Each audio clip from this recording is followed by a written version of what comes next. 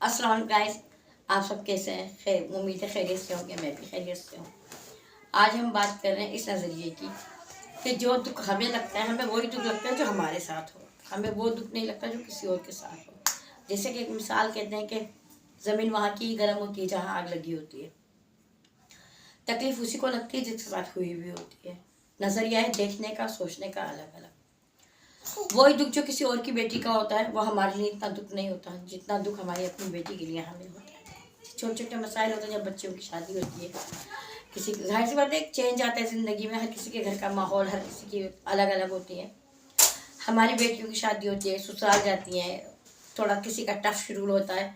Time से उठना, time से सोना, टाइम से खाना बनाना, सब कुछ घर का अरेंज करना, इस तरह से होता है। किसी किसी का ऐसा होता है, किसी की बदकिस्मती से इस तरह हो जाता है कि शादी के बाद उसकी छुपी हुई शादी होती है, धोखे होते हैं, पिटाइयाँ होती हैं उनकी, और उनके साथ नहीं रहते। मतलब हर किस्म का जुल्म होता है।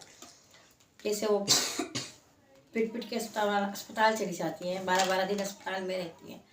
यहाँ तक कि उन्होंने ये तक सहा होता है कि वो खुद ही से अस्पताल गई होती हैं, अपने पैरों से चलकर, अपने हाथों की चूड़ियाँ बेचकर उन्होंने अपनी अस्पताल की रसीद बनाई होती है और वो खुद से जाके एडमिट हुई होती है उस प्रदेश में भी। तब भी जब वो वापस आते हैं तो लोग कहते हैं कि थोड़ा बर्दाश्त कर लेती, थोड़ा और सब्र कर लेती। मतलब सब्र क्या पैमाना कितना है, हमारी मेरी अपनी बेटी के लिए कितना है और किसी दूसरे की बेटी के लिए कितना है। मेरी अपनी बेटी के लिए 10%, 15%, किसी दूसरी बेटी के लिए 75%, 100% भी कम है। अगर हमारे यहाँ तो मेरी बेटी की शादी हुई ससुराल में, काम ज़्यादा है, खाना बनाना पड़ रहा है, वक्त पे उठना पड़ रहा है, ये कर रहा है, घर में जाके शिकायत करनी है, तो आराम से लोग कहते हैं, घर में बिठा लेते हैं, रोक लेते हैं, शर्त रख देते हैं दामादों के आगे कि इसे अलग फैमिली दो, अलग घर दो। ये क्योंकि उनकी बेटी है इसलिए।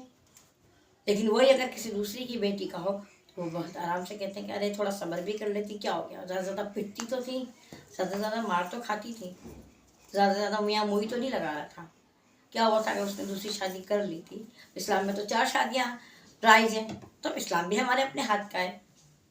किसी को याद हो ना हो इस बात पे कि उस वक्त अपने मतलब के लिए उन्हें फ़ौरन इस्लाम भी याद आ जाता है। तो सिर्फ कहने का मकसद यही है, जैसे कल मैंने बताया था और किसी ने मुझसे सवाल भी किया कि इस तरह से किया तो फिर इस तरह क्यों नहीं किया।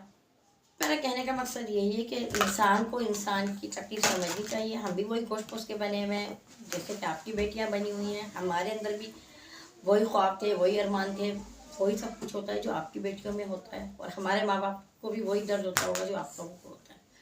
बस नज़रिए की बात यही आती है कि सिर्फ हमारे सोचने का नज़रिया अपने लिए कुछ और, दूसरे के लिए कुछ और है।